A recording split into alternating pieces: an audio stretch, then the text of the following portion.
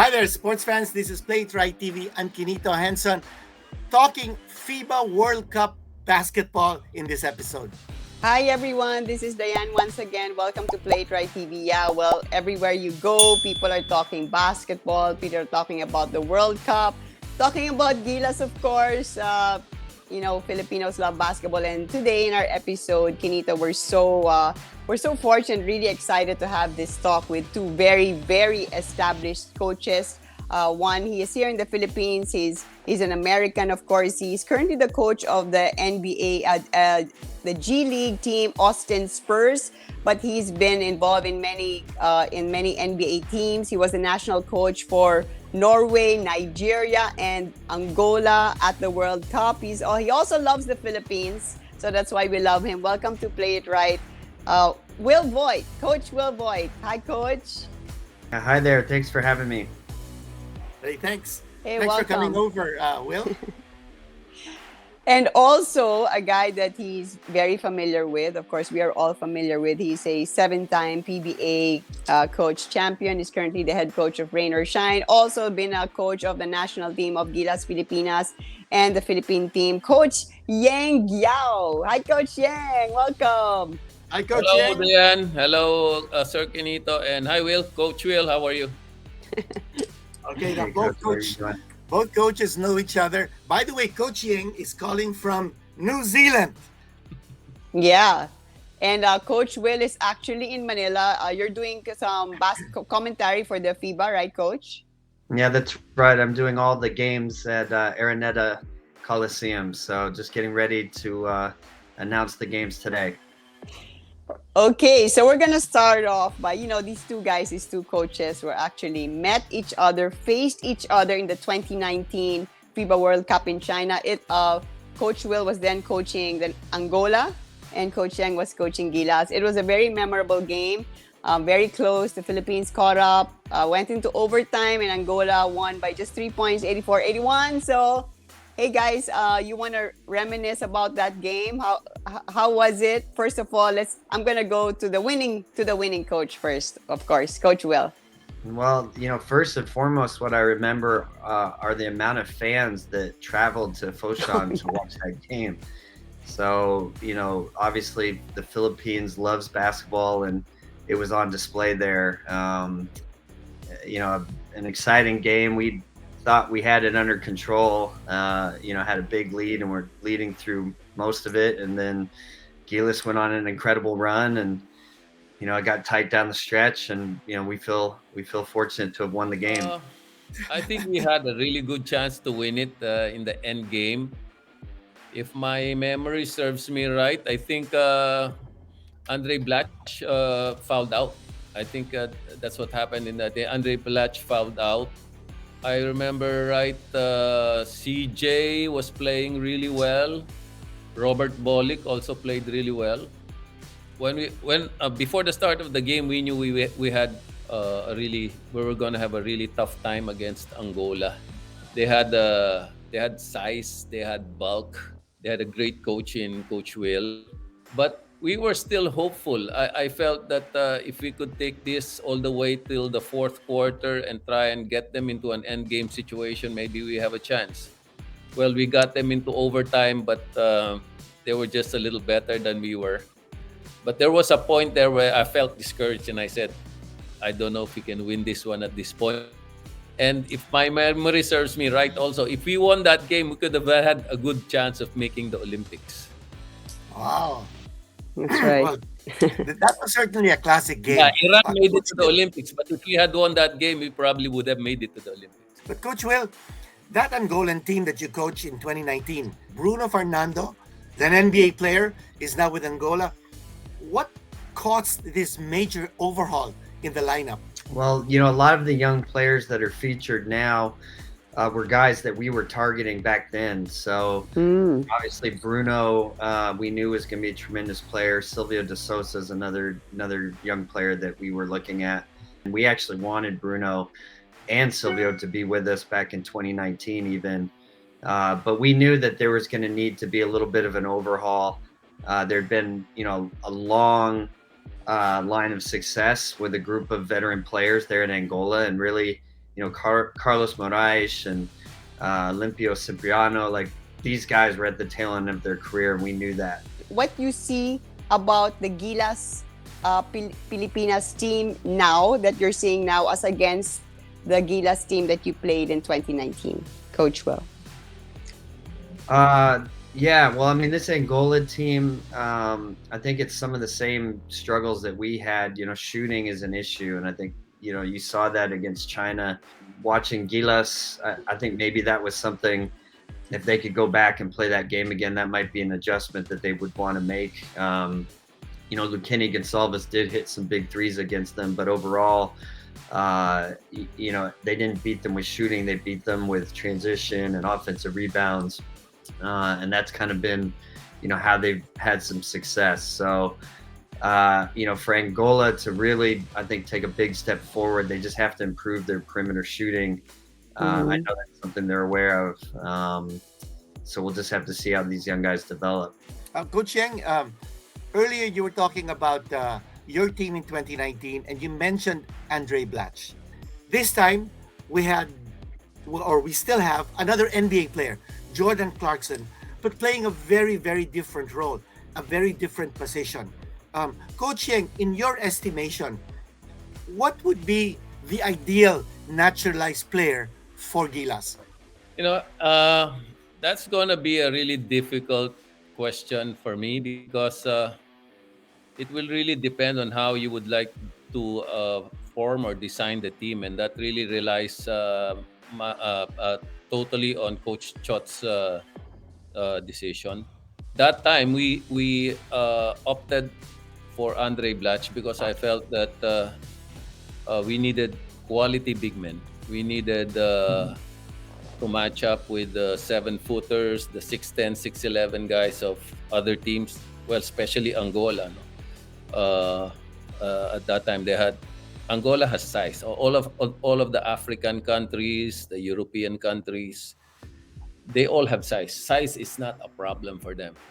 But I think the best formula would be for Jordan Clarkson to play as a local, because Jordan has Filipino blood anyway. They needed somebody, a scorer like Jordan Clarkson. So that's totally within the bounds of the decision of the head coaches, of the head coach or the coaching staff. If you were involved with Coach Will, using in a best of 7 series, your lineup in 2019 against Coach Will's lineup in 2019, who do you think wins? Can I ask Will to answer that first? Okay, Coach Will, the floor is yours. In a best of 7 series. Quinito, you're just trying to stir things up here.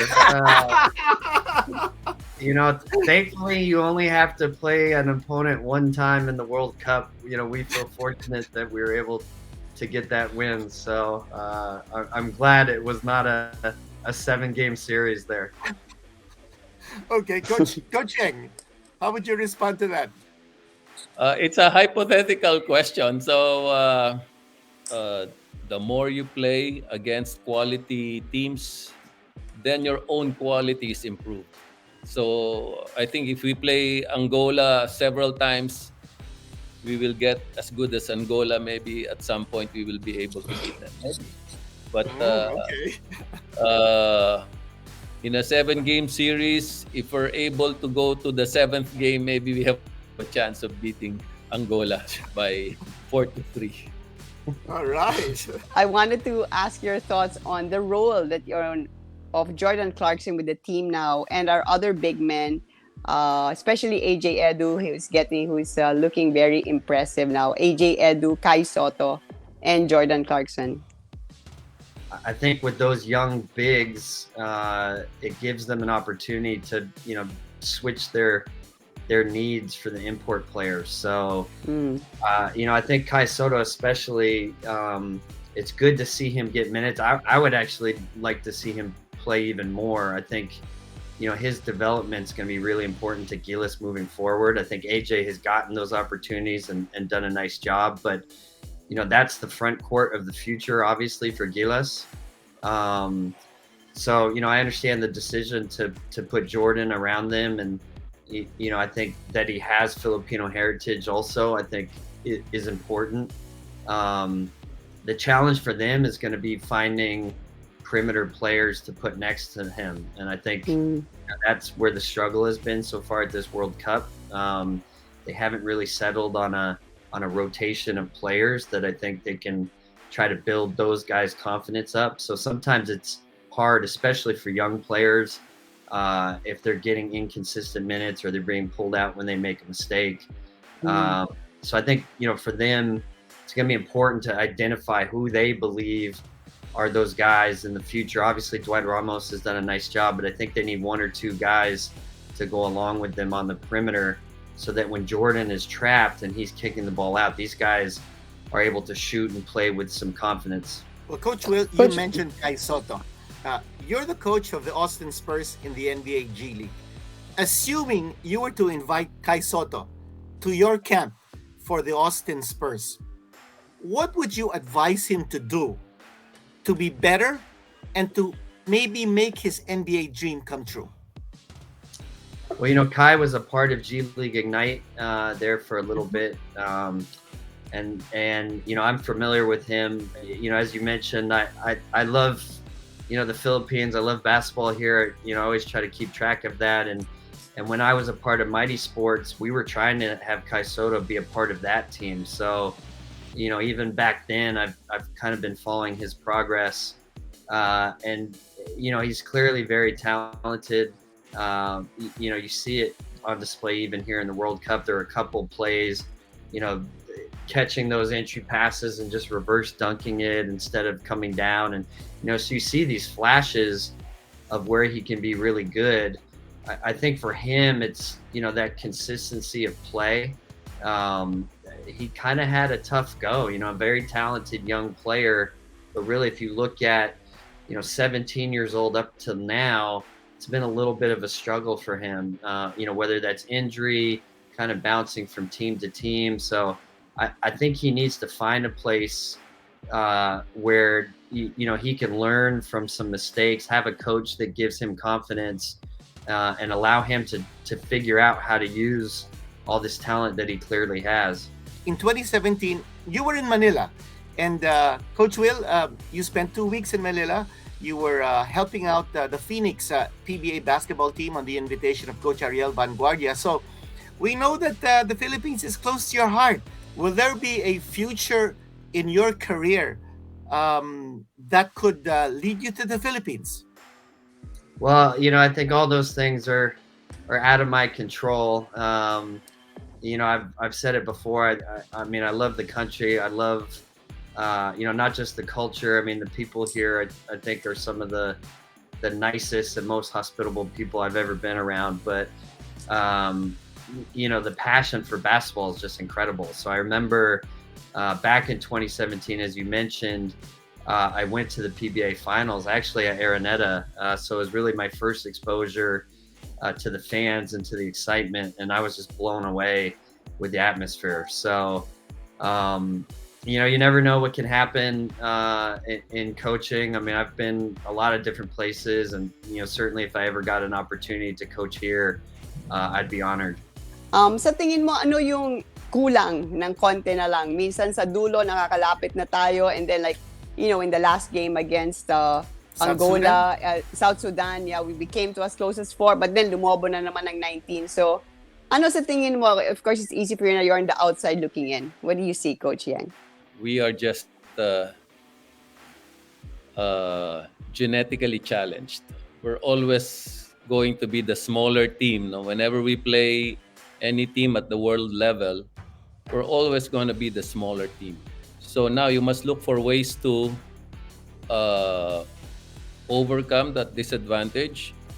So if you're not making 3-point shots, there's really a really slim chance of you winning the game. Another way, maybe if you can run a transition that's going to be quicker, faster than the other team. But it's very hard to beat the other teams in transition because although they're bigger, they're also as quick as you are.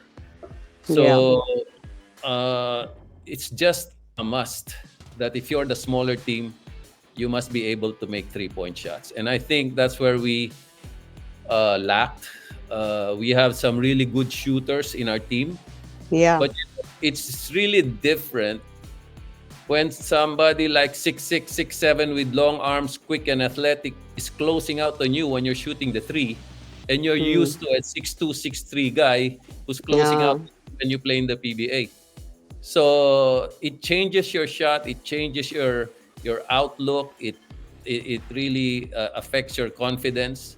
Mm-hmm. I think that's one of the reasons. Skill wise, I think we have skills, but the other teams also have skills. They don't have size problems. Now we have bigs that may not be yet as skilled, as strong as the other bigs of the other world class countries. So we have to also develop the bigs, and AJ's young enough. Kai's young enough. So maybe we can work on those guys. Yeah, Coach Yeng, I was just thinking, no, about the closeouts on our three-point shooters. Somehow, with the other teams, their three-point shooters get free, and they're Yeah. wide open, good looks, and most of the time they'll make those shots. But we couldn't really get our open looks for our three-point shooters. Maybe because there was no flow, no rhythm. Do you think Jordan Clarkson had something to do with the lack of flow and the lack of rhythm involving his teammates on the floor? Coach Yeng. I don't really want to put any blame on anybody. It's really different when a bigger, longer, taller guy is trying to defend that 3-point shot against what we got used to in the PBA. If you observed it, the guys who did well in Gilas were the guys who played overseas. Also another problem with Junmar is he's not able to step out and shoot threes. And that would have been really helpful if he could step out and shoot threes, because it's really hard to close out on a 6'10" guy. Even if you're a 6'10" guy closing out on him, he still have a good shooting window. But it's not part of his skill set. I guess we just really need to develop players with the skills to match up, and especially to compete at world-class level. Yeah. I wanted to ask Coach Will, none of the Asian countries advanced to the round of 16 in this World Cup. What do you see in this result here at this World Cup? I suppose what's going on with Asian basketball, and perhaps what the other continents are doing right in World Cup basketball?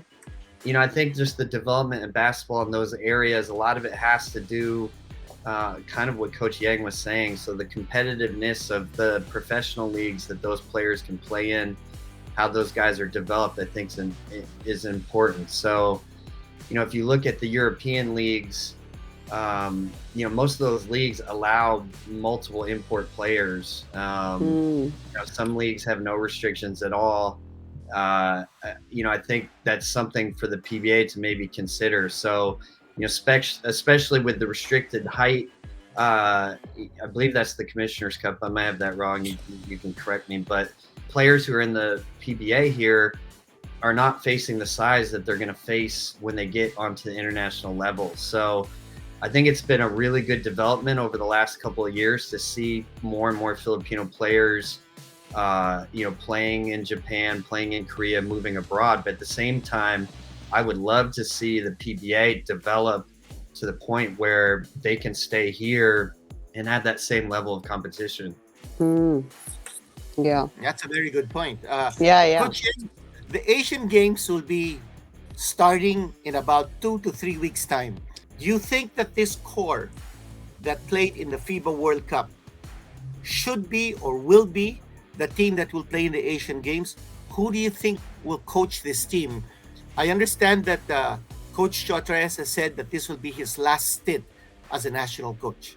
Well, I guess there's really no choice here, because it's just 2 or 3 weeks before the Asian Games. That's not enough time to change the team or take somebody out or players out and then replace them with some others, or even the coaching staff. So you really have to go with this team at this point. I think this team also learned a lot of lessons from this World Cup, and they can take those lessons and the knowledge into the Asian Games.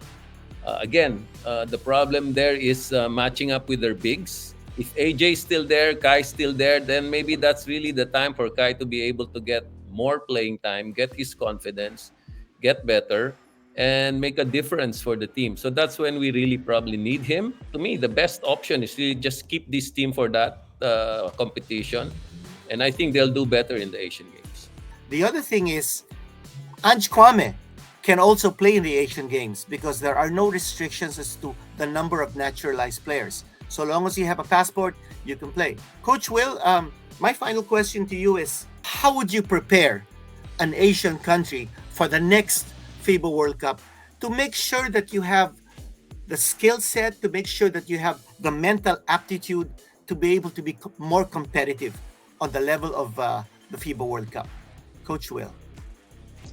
Yeah, well, Coach Yeng spoke about this earlier, and again, I think he's right. There are some physical disadvantages. There's a smaller pool of players from which you're drawing upon. So, I think first and foremost, it's identifying those young guys that you think are going to be a big part of your future moving forward. We saw Argentina do this a long time ago. They started really putting a lot of resources around them when they were at under 16s. So I think it's a similar approach. With respect to Gilas, there is young talent there. So, really trying to build a core around those guys, make sure that they're heavily featured in everything moving forward, I think is important. But for Asia as a whole, I think you have to identify a style of play that's unique. Your country, your style of play.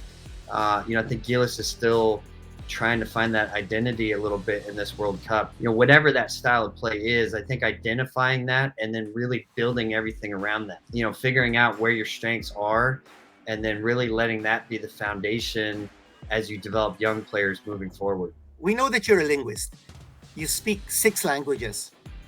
Are you thinking of adding the Filipino language to your list of languages that you're fluent in?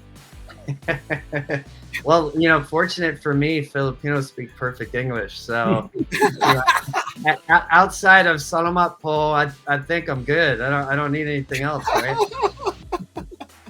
In terms of the preparation, let's say for a big event like the World Cup, ideally, what would you recommend for the Philippines? We didn't have all of our players playing in all the tune-up games in Europe and in Asia. So ideally, how would you work that? Well, of course, as a coach, you want to have as much time with your team as possible. The way that FIBA operates now, it's different. I mean, the windows that happen throughout the year make it challenging for some guys to join you. One of the things I would consider, though, you've seen it, Carlik Jones and the influence he's had with that South Sudan team. Mm-hmm. As talented as Jordan Clarkson is, I think I would be considering his availability in terms of who's the naturalized player. He's been tremendous here, but his NBA schedule is going to prevent him from being a part of a lot of things moving forward. Right. So I think it's a great starting point for Gilas. I mean, they have the backing of MVP and the federation, and I think are able to put together a strong camp, and now they just need to think a little bit about what players would be available and perhaps lean towards more towards the guys who can be a part of these qualification windows and can spend more time together. All right, thank you.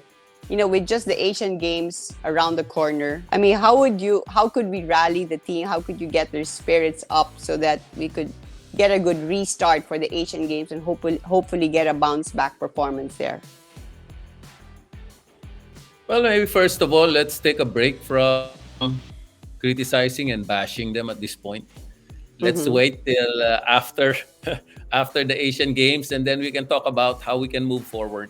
Just plan ahead, and not just for the short term, but for the medium term, for the long term. And what Coach Will said was really, I think, the best way to go forward with this is you need to start with your junior players, maybe your under 16 players. We have to decide what national style do we want to really play? What is going to be effective for us, that is going to be uniquely advantageous to our situation?